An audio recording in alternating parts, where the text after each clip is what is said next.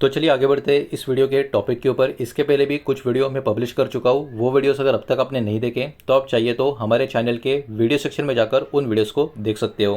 तो देखिए एक बहुत ही बड़ी अपडेट यहाँ पर निकल कर आ रही है। हमारे कंट्री ने लॉन्च किया है 27,000 करोड़ का सैटेलाइट सर्वेलेंस प्रोग्राम, और इसी के बारे में एक बहुत ही बड़ी रिपोर्ट मार्केट में निकल कर आ रही है, जो कहीं ना कहीं इस पूरे के पूरे इंडस्ट्री का जो इकोसिस्टम है इसको और भी अच्छा खासा पुश करने में, बढ़ावा देने में मदद कर सकती है। तो इस पूरी रिपोर्ट को एकदम सिंपल वे से यहाँ पर हम समझने की कोशिश करेंगे। तो एक्चुअली हुआ क्या है, हमारे कंट्री ने ऑफिशियली एक लॉन्चिंग कर लिया है 27,000 करोड़ का स्पेस बेस्ड सर्वेलेंस का प्रोग्राम, जिसको SBS-3 प्रोग्राम यहाँ पर कहा जाता है। शॉर्ट फॉर्म की बात कर रहा हूँ, ठीक है। अब इसके पीछे का एम, गोल या टारगेट की बात करें तो हमारा जो देश का या नेशनल सिक्योरिटी आप बोल सकते हो, इसको मजबूत करना है। 52 एडवांस सर्वेलेंस सैटेलाइट का जो नेटवर्क है, इसके थ्रू ये सारा चीज़ इस प्रोजेक्ट के अंदर यहाँ पर आपको देखने को मिलेगा। अब देखिए इन सैटेलाइट्स का इंपॉर्टेंस क्यों इतना ज़्यादा है। ये जो सैटेलाइट्स होंगे ये हमको मदद करेंगे मॉनिटर करने के लिए हमारे देश का जो बॉर्डर है उसको। साथ ही साथ हमारे देश को आपको पता होगा कोस्टल रीजन भी काफ़ी बड़ा है, तो इसको भी यहाँ पर फोकस में लिया जाएगा। साथ ही साथ इंडियन ओशन का जो रीजन है वहाँ पर भी इसको इस पर्टिकुलर प्रोजेक्ट में फोकस किया जाएगा। अब देखिए फर्स्ट सैटेलाइट्स का जो लॉन्च है वो कहने की एक्सपेक्ट किया जा रहा है 2026 से ही होता हुआ हमको देखने को मिलेगा। हालांकि पूरा का पूरा कंप्लीट नेटवर्क जो है वो ऑपरेशनल होगा 2029 तक। ये वाला भी डेटा इस रिपोर्ट में यहाँ पर मेंशन किया गया है। अब देखिए एक इम्पॉर्टेंट मेजर हाईलाइट हमको ये देखने को मिल रही है कि 31 out of 52 satellite will be built by private companies, मतलब 52 में से 31 सैटेलाइट जो होंगे वो प्राइवेट कंपनी के द्वारा बिल्ड किए जाएंगे।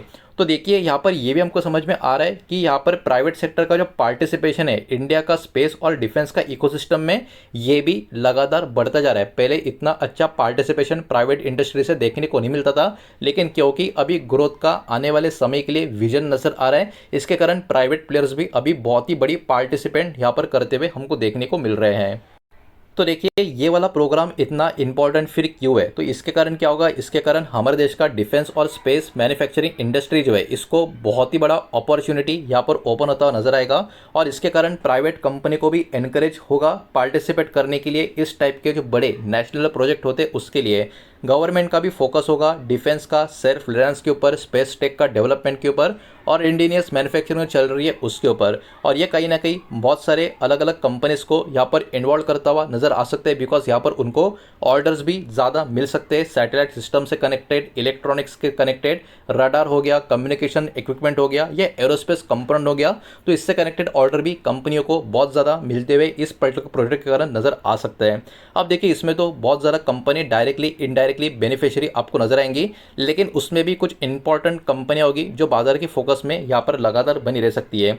उसमें कंपनी है दोस्तों एस्ट्रा माइक्रोवेव प्रोडक्ट्स। अब देखिए कंपनी करती क्या है, ये कंपनी एक्चुअली सप्लाई करती है रेडियो फ्रीक्वेंसी यानी RF के जो कंपोनेंट्स होते हैं उसको, जिसको यूज़ किया जाता है सैटेलाइट्स में और लॉन्चिंग व्हीकल्स में। तो ये कंपनी एक्चुअली इसरो के साथ भी बहुत सालों तक काम करते हुए आपको नजर आ रही है, तो ये कहीं ना कहीं बहुत ही बड़ा बेनिफिशियरी साबित हो सकता है। इंपॉर्टेंट हाईलाइट की बात करें, ये प्लान भी कर रहे हैं सेपरेट करने का इनका स्पेस से कनेक्टेड जो बिजनेस है, ताकि ये फोकस कर पाए एक पर्टिकुलर एंटिटी के ऊपर। रिपोर्टेड यहाँ पर किया गया कि इनका जो ऑर्डर बुक है वो भी अराउंड 2141 करोड़ का है मार्च 2026 के हिसाब से। तो कहीं ना कहीं ये भी बहुत ही बड़े नए ऑर्डर का इन्फ्लो आने वाले सालों में इस प्रोजेक्ट के कारण एक्सपेक्ट भी यहाँ पर कर सकते हैं। इन्वेस्टर स्टॉक के ऊपर क्यों अपना वॉच रखेंगे, बिकॉज इस कंपनी का एक काफ़ी मजबूत experience satellite communication system category में आपको नजर आएगा, जिसका कहीं ना कहीं बहुत ही बड़ा बेनिफिट अगर प्राइवेट प्लेयर सैटेलाइट मैन्युफैक्चरिंग का कॉन्ट्रैक्ट यहाँ पर होता जाए तो इस कंपनी को मिलता हुआ हमको नजर आ सकता है। इसी के साथ साथ एक और कंपनी बहुत ज़्यादा फोकस में रहेगी, वो होगी दोस्तों डेटा पैटर्न। अब देखिए ये वाला कंपनी ऐसा क्या करता है, तो ये वाली कंपनी डेवलप करती है रडार, इलेक्ट्रॉनिक सिस्टम और डिफेंस टेक्नोलॉजी के जो सॉल्यूशंस है उसको। ये कंपनी बिल्ड करती है डीप स्पेस ट्रैकिंग रडार का कैपेबिलिटीज। तो ऑब्वियस सी बात है ये प्रोजेक्ट तो इन सारी चीज़ों से ही कनेक्शन में आपको नजर आएगा, इसके कारण ये वाला शेयर भी बाजार की बहुत ज़्यादा फोकस में बना रहेगा। इसमें भी इंपॉर्टेंट हाईलाइट की बात करें, कंपनी का जो फोकस है हाई टेक्नोलॉजी डिफेंस और एरोस्पेस प्रोजेक्ट के ऊपर आपको नजर आएगा और कंपनी का ऑर्डर बुक भी यहाँ पर अप्रॉक्स 2062 करोड़ का जो लेवल है ये भी उसके आसपास का ये क्रॉस करता हुआ नजर आ रहा है। ये पर्टिकुलर चीज़ ये कंपनी जो कर रही है ये भी कहीं ना कहीं लॉन्ग टर्म ऑर्डर का जो पाइपलाइन है एक स्टेबल ग्रोथ के लिए यहाँ पर बिल्ड करने का जो प्लान कर रही है, इसके कारण ये वाला शेयर भी बाजार के फोकस में रहेगा। और बाजार इस स्टॉक के ऊपर क्यों ध्यान रखेगा, बिकॉज कंपनी का जो एक्सपर्टीज है एडवांस रडार और सर्वेलेंस सिस्टम में, इस कारण ये बहुत ज़्यादा आप कह सकते हो बेनिफिशियल प्लेयर इस सेगमेंट का, इस प्रोजेक्ट का निकल कर आता है। और पोटेंशियल पार्टिसिपेशन फ्यूचर का, स्पेस का और डिफेंस का जो प्रोजेक्ट होगा उसमें इस कंपनी का हमको देखने को मिल सकता है। इसके साथ साथ भारत इलेक्ट्रॉनिक ये वाली कंपनी भी बहुत ज़्यादा फोकस में रह सकती है, बिकॉज ये इंडिया की one of the largest defence electronic की कंपनी आपको नजर आएगी जो सप्लाई करती है कम्युनिकेशन, रडार, सर्वेलेंस और एरोस्पेस का सिस्टम। तो ये भी एक बहुत ही बड़ा प्लेयर इस इंडस्ट्री का आपको नजर आएगा। इनका ऑर्डर बुक बहुत ही ह्यूज है, आप देख सकते हो 73,882 करोड़ का ऑर्डर बुक इनका आपको देखने को मिलेगा मार्च 2026 के नंबर के हिसाब से। और ये भी अपने आप को एक्सपांड करते हुए आपको देखने को मिलेंगे। इनका जो मैन्युफैक्चरिंग कैपेबिलिटीज है, सैटेलाइट रिलेटेड जो इक्विपमेंट होते हैं उन सारी चीज़ों के लिए ये ऑलरेडी इन्वॉल्व भी है। बड़े बड़े लेवल के, बड़े बड़े स्केल के जो डिफेंस स्पेस प्रोग्राम होते हैं उसके लिए, मतलब इस कंपनी का एक्चुअली एक्सपीरियंस इस कैटेगरी में और आप कह सकते हो प्रेजेंस इस कैटेगरी में कंपेयर टू अदर कंपनी बहुत ही ह्यूज लेवल पे आपको देखने को मिल रहा है। अब बाजार इस स्टॉक के ऊपर और फोकस क्यों करेगा, बिकॉज इनका एग्जीक्यूशन का ट्रैक रिकॉर्ड बहुत ही मजबूत है। बड़े स्केल पे और फाइनेंशियल स्ट्रेंथ की बात करें, यहाँ पर भी कंपनी का आप कह सकते हो एक अच्छा खासा एक लेवल आपको देखने को मिलेगा। इनका बहुत ही important potential role major satellite और सर्वेलेंस प्रोजेक्ट में भी लगातार हमको देखने को मिल रहा है और आगे भी देखने को मिल सकता है। इसकी वजह से ये वाली कंपनी के ऊपर भी बहुत ज़्यादा फोकस बाजार का रह सकता है।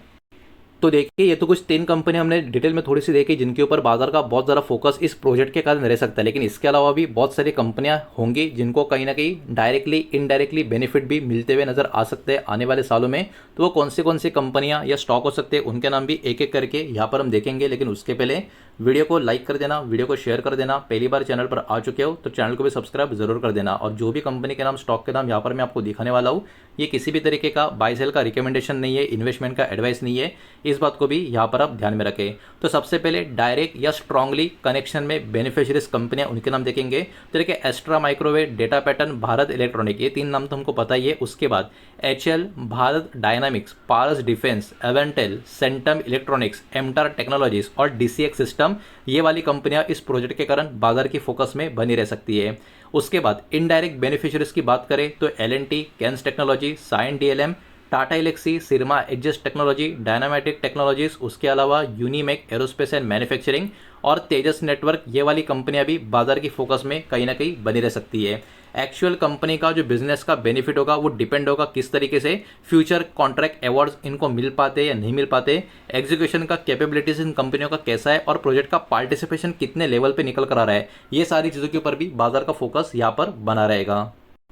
अब देखिए, इन सारी चीज़ों में कुछ खतरों की बात करें तो देखिए, यहाँ पर एग्जीक्यूशन का रिस्क तो हमेशा बना रहेगा, बिकॉज सैटेलाइट प्रोजेक्ट के लिए बहुत ही extreme high technical standards maintain करना, प्रोवाइड करना काफ़ी ज़रूरी होता है।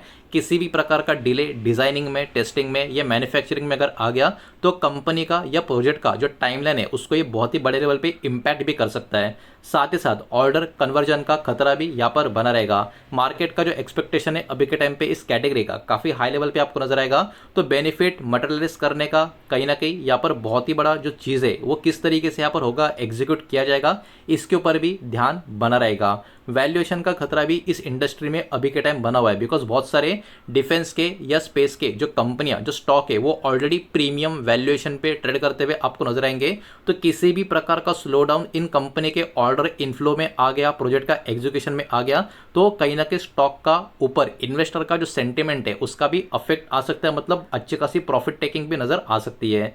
साथ ही साथ कॉस्ट की बात करें, रिसर्च एंड डेवलपमेंट के खतरे की बात करें तो स्पेस प्रोजेक्ट के लिए रिक्वायर होता है बहुत बड़े लेवल पे R&D का स्पेंडिंग, साथ ही साथ कॉस्ट भी यहाँ पर ज़्यादा होता है जो कंपनी का प्रॉफिट को भी इम्पैक्ट करता हुआ नजर आ सकता है। तो ये भी कुछ पॉइंट्स होंगे जिनके ऊपर बाजार का फोकस यहाँ पर बना रहेगा।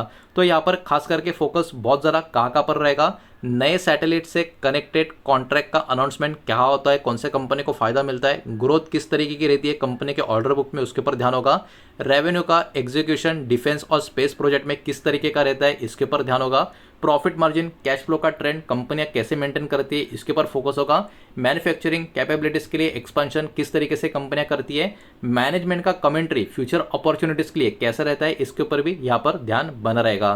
तो इस रिपोर्ट की समरी की बात करें, कंक्लूजन की बात करें या की टेक अवे की बात करें, तो ये 27,000 करोड़ का जो SBS3 प्रोग्राम है ये कहीं ना कहीं रिप्रेजेंट कर रहा है एक बहुत ही बड़े कदम के लिए, जो कहीं ना कहीं हमारा डिफेंस सर्वेलेंस का जो कैपेबिलिटी है उसको मजबूरी देने का काम करेगा।